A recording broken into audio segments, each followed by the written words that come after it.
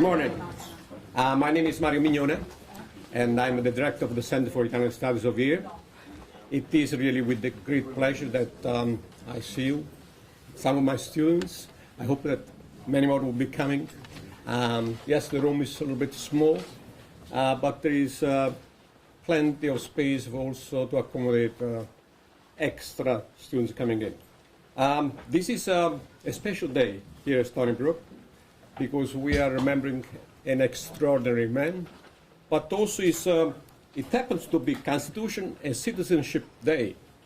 So there is a rule in the federal government that each institution of education must sponsor an event that deals focus on the Constitution. So with this event, we fulfill that obligation, okay? And so it's really a great pleasure to see you. But before I make any more remarks, I would like to call, and it's a great pleasure to introduce Richard Nasty, who at the University of Year has been a fixture. He was an undergraduate. He graduated with summa cum laude. He went on to Penn, University of Penn, for law school. He had really a wonderful, terrific career, but he remains attached to the university. For 14 years, he was chair of the university council, and he was appointed by Governor Pataki, and as his last act as chair of the council, he had not just the privilege, but the right and the responsibility of creating a committee, a search committee, to find the new president of the university. So that was an extremely important act, certainly. He's, at present, he's a member of the Stony Brook Foundation, but the most important for me and for the Center for Italian Studies, he has been really a force. He has worked passionately in the center to promote the Italian culture. He was the architect of the fundraising for the endowed chair, the D'Amato chair. We raised $1.5 million, and I must say we are very proud of that achievement because that was the first endowed chair on the campus, and certainly Rick must be given a lot of credit for that big achievement. He's always very generous, and I must say even... Okay, we'll just stop it with this introduction. So it is a pleasure. Somebody get this guy a hook. Thank you. I love it. That introduction is going to be longer than my remarks, quite frankly. But thank you, everyone, for coming to Stony Brook. It is such a wonderful place. This is such a wonderful conference honoring a tremendous, tremendous Italian-American. I remember in '86 when our friend, Ken's friend, Gal's friend, Senator D'Amato, introduced Justice Scalia, not Justice yet, Scalia, before the Judiciary Committee. And it was such a proud day in really for all Italian and Italian-Americans, and it makes us all proud to be Italian-American when you see a man of his caliber. And he was just not a great jurist, but he was just a great human being. I mean, a great family man, a man of faith. He was just someone whose life you really want to emulate. So for the students here who are here for extra credit, and I appreciate that. You should give them more extra credit for being here Saturday morning. You'll remember this because this gentleman was just a tremendous gentleman and a tremendous jurist. So as far as the Center for Italian Studies and what Mario does here, you know, he overstates my contribution and understates his efforts here. Because without him, there would be no Center for Italian Studies. And the center, for the folks here from the community, I know you're here and you come to these events, just there's scholarship, there's research, but the community involvement and the community outreach that the center does is just absolutely tremendous and absolutely wonderful. I want to particularly thank our friends from Italy who came a long way to be here to participate, the legislators, the judges, scholars who came here to participate in this conference. It's been a long trip. Many of them are just coming here, turning around, and going back. And I want to particularly thank and give a round of applause to a woman. I think I have a lot of energy, but this woman triples my energy and life, Ludovica Rossi Perini. Ludovica, stand up. Stand up. Stand up.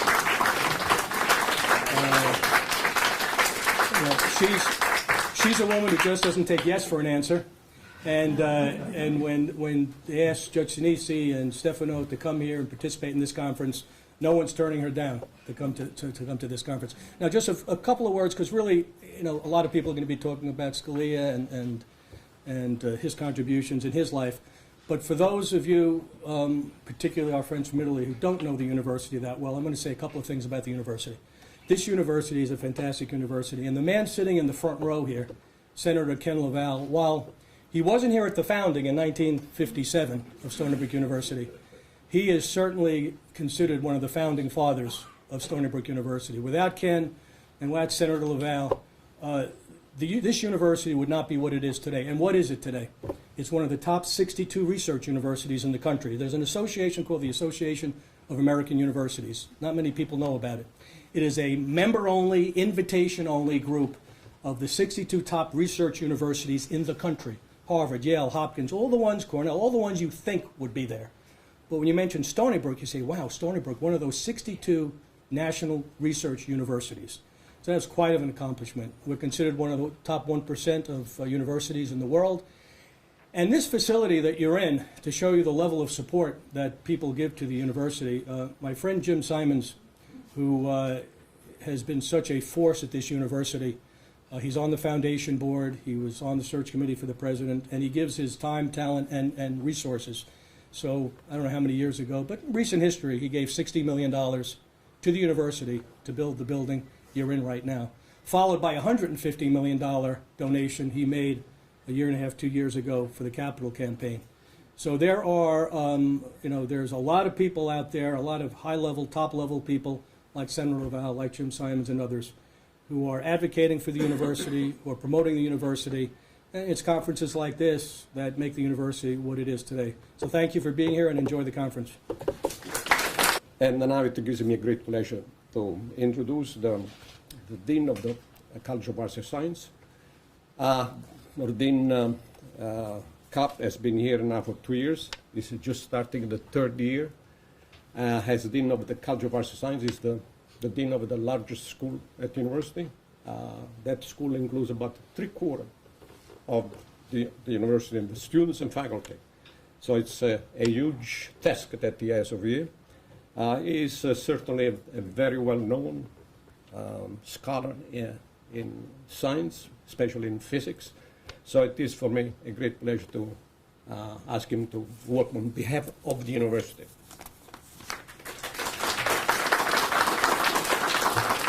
Mario, thank you all of you for being here today. I couldn't introduce the university better than it's already been done, but I am always privileged to join events like this. Mario mentioned the College of Arts and Sciences is a big part of the university, and it's always a treat for me to be able to join these gatherings and really celebrate what the university is all about, which is debating and discussing ideas and advancing new ideas. I'm neither, I have to confess, neither a political scientist nor an Italian American. So it's always very humbling to appear before these groups. I will say, though, my father is a Swiss-born Italian, or Switzerland is divided into 4 regions, so I have a little bit of Italian in that sense, if you call the Swiss Italian exactly, that's sure. But it's always a treat to join events like this. You're sitting in a room, in a building that does frontier mathematics and physics, and if you look casually at the chalkboard here, you might be noticing some words that have nothing to do with Justice Scalia, but really represents some, well, I actually have no idea what it represents. It's a foreign language. Yeah, it is another foreign language, Greek, by the way. Really, we have so many advanced fields going on at this university. Our mathematics department does incredible things. Our political science department has some of the top scholars in the world. And our SUNY distinguished professor, Jeff Siegel, the chair of the department, you'll be hearing from him shortly. So we do incredible things at this place, and we are so grateful to be able to welcome the community into those ideas and those discussions. Sometimes we don't know all the implications of the things we talk about here, but we always know with great faith that the ideas are important and will have impact someday. In my own field of physics, a lawmaker once asked a famous physicist by the name of Michael Faraday, what point is there to study these things called electrons that you're so preoccupied with? And he said, well, I'm pretty sure someday you'll be able to tax it. So that, I think, is an embodiment of what we do.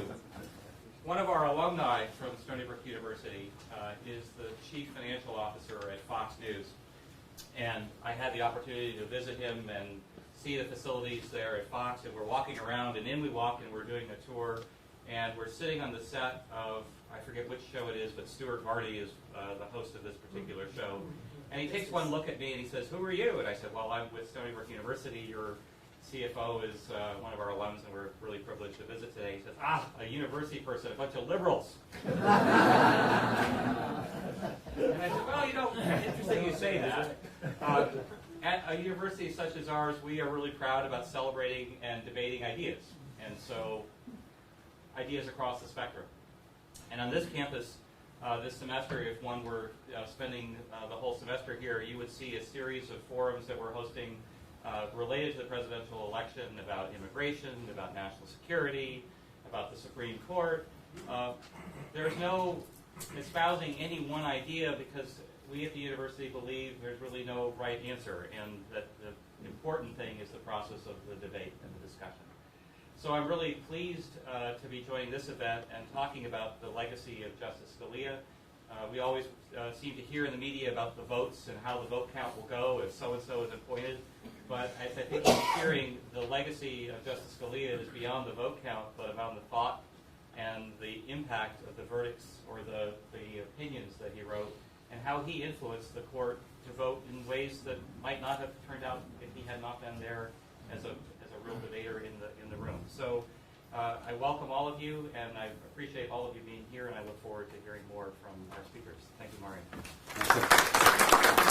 Dear friend of mine, dear friend of the center, and a great support of the university has done.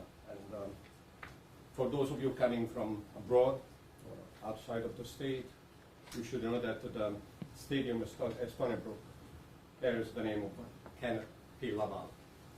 And that is the university community to express an appreciation for all of the years of the service to the university, a tribute to him and for all the work that he has done.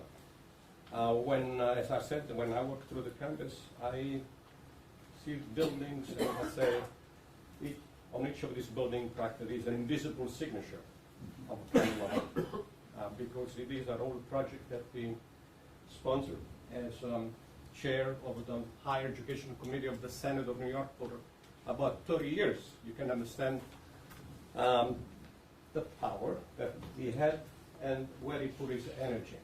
And Stony Brook University has been always on the top of his agenda, legislative and also over the budget. So when we launched the Center for Indian Studies, I should say that the Senate was there to, yes, help us in those first few years and those to launch the program in Italian-American Studies.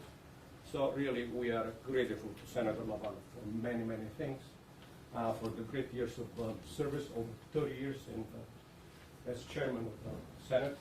So, Senator, thank you for what you did, and it's a pleasure to work with you. I'm moving my hat closer to me because, unfortunately, I have to be in several places at the same time. Professor Dr. Mignoni, thank you for putting this event together. Joe Fusco, thank you for your hard work, because these things don't happen easily. And I know Mario Mignoni feels that this is a very important event for the center. So I'm supposed to make welcoming remarks, but I think the two previous speakers really did a great job. University is a place, as was said, to exchange ideas. And today we're looking at an Italian American who distinguished himself and makes us proud, those of us who are Italian American, that there's a person who rose to such a position as Justice of the United States Supreme Court. When I thought about Justice Scalia, he grew up at a time when there was discrimination against Italian Americans. And probably he did not get into Princeton, although he was a valedictorian, because many people feel he was an Italian American. And at that time, people had images of what Italian Americans could be, should be, and he did not fit that mold. His father came from Sicily and was a perfectionist in terms of wanting to speak English and speak English perfectly. So as many of you know, the father went on to receive his PhD. And I think that was a good underpinning, good foundation for the justice to want to go on in terms of his own education. When he went before, and Rick Nasty talked about his confirmation in the Senate, there were some people like Senator Kennedy from Massachusetts who had some misgivings because philosophically they were in different places. But someone reminded Senator Kennedy that back home in his own Massachusetts, there was a large Italian American constituency. So Senator Kennedy had second thoughts about what he was going to do or say. As was mentioned, he was a Catholic, and I think both his Catholic and his Italian American underpinnings made him move in a direction in terms of his philosophy on the Supreme Court. I had the opportunity to meet him very, very briefly when he went to made a speech at Toro Law School, and I'm a graduate of that law school, so I had the opportunity of meeting him very, very briefly many, many years ago. And, you know, he was a character. He was a character. And so here he is. He's a constitutional scholar. But, you know, there was something about him that showed great warmth and great wit. And so here you had a person who, with his wit and his intelligence, became really a great scholar. Who would have thunk? Who would have thunk his buddy on the Supreme Court would be Justice Ginsburg? So I think it shows and says a lot, and I know later on in the program we're going to talk about opera, and who would think opera would bring together two colleagues on the Supreme Court. So you're going to delve into his career and the person that he was in greater detail. This is and many, many other kinds of things that the center does. It's very appropriate here at this university, a major university, as was indicated, one of the top universities, 62 universities in our country, and even reputation worldwide. So there are other centers here, and today you are, many of you, as I look at the audience, are Italian or Italian American, and it's very appropriate to look at the career of someone that we're very, very proud of to have and say that an Italian American served on the United States Supreme Court. That is a major, major thing.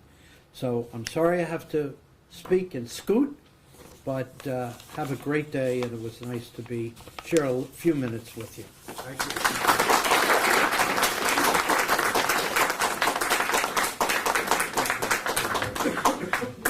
It is my duty and responsibility, really, to acknowledge those people who played a role in organizing this conference.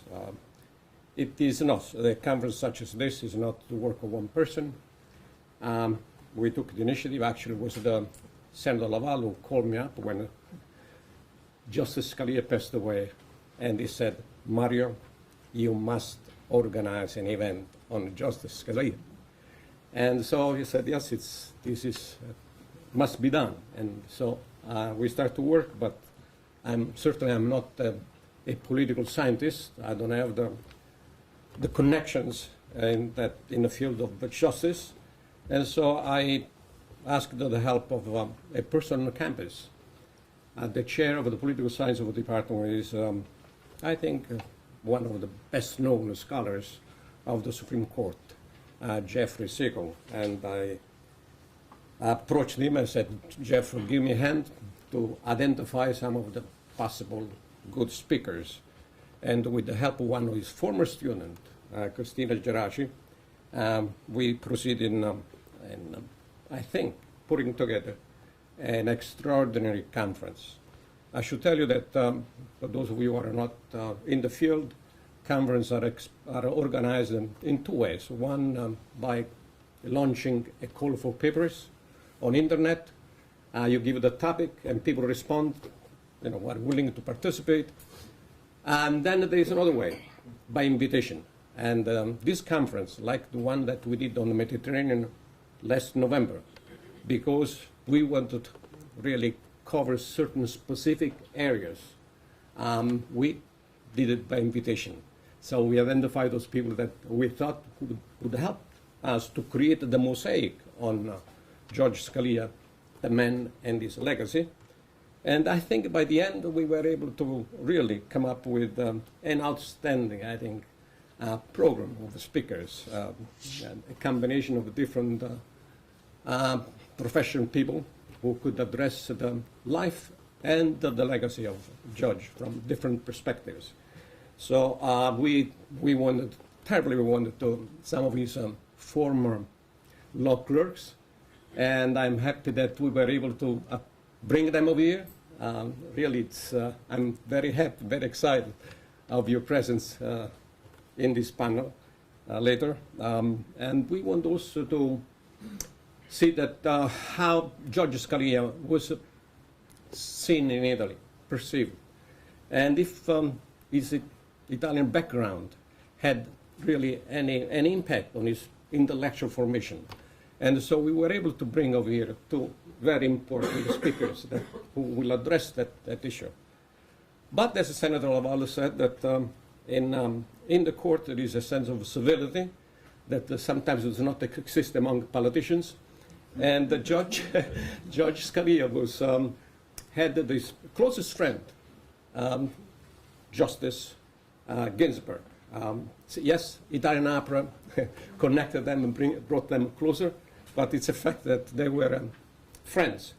And so we are going to conclude the conference today, and I hope that you will stay until the last part of the conference, when we are going to have over here a performance of an opera, Scalia Ginsberg.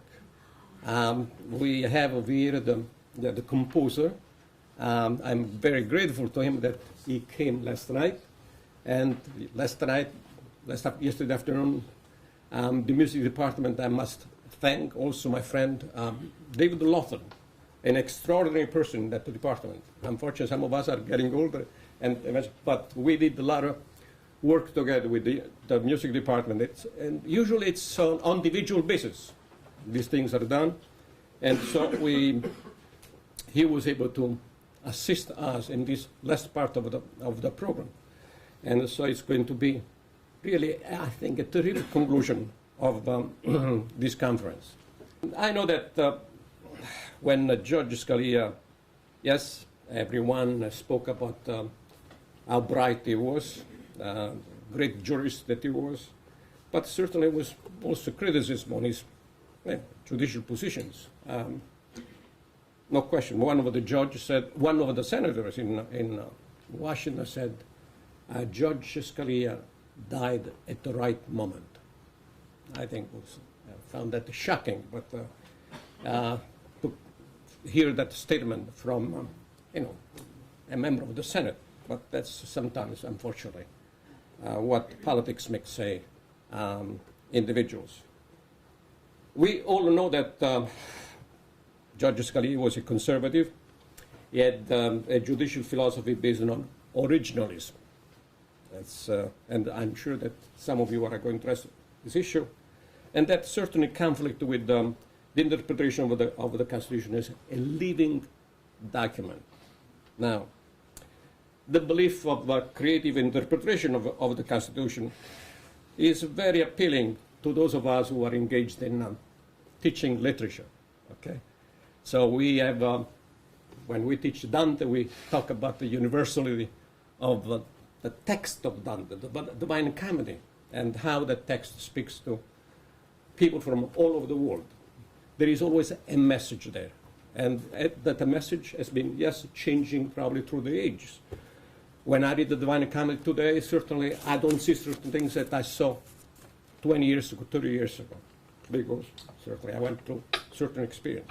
Yes, that literature, that text, because of the power of the word, yes, it's changed in a way, okay? But the question that I'm raising at the very beginning of it, when we are dealing with the Constitution,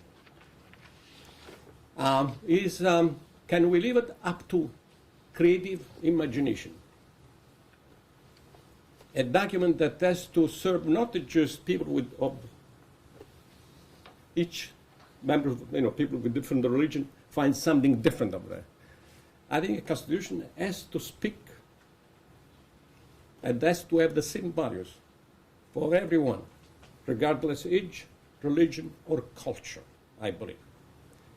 Because otherwise it would be the end of a civil society if each one of us approach a such document from different perspectives. Judge Scalia said that the Constitution that I interpret and apply is not living, but dead. Or, as I prefer to call it, enduring. It means today not what current society, much less the courts, thinks it ought to mean, but what it meant when it was adopted. So today I know that the speakers are going to address these issues. Before I finish, I want to again thank everyone, all the speakers, because without them we will not be here, but each one of them, again, and also my friends from Italy, thank you for coming, certainly. Ludovica, certainly, for supporting us with Rick for this conference. But also, I want to thank members of my staff, Donna and Josephine, because there is no time limit for them, okay? Sometimes they work 50, 60 hours a week, and last night until 10 o'clock they were still working. So I'm very grateful to them for all the energy and the passion that they're putting in the center.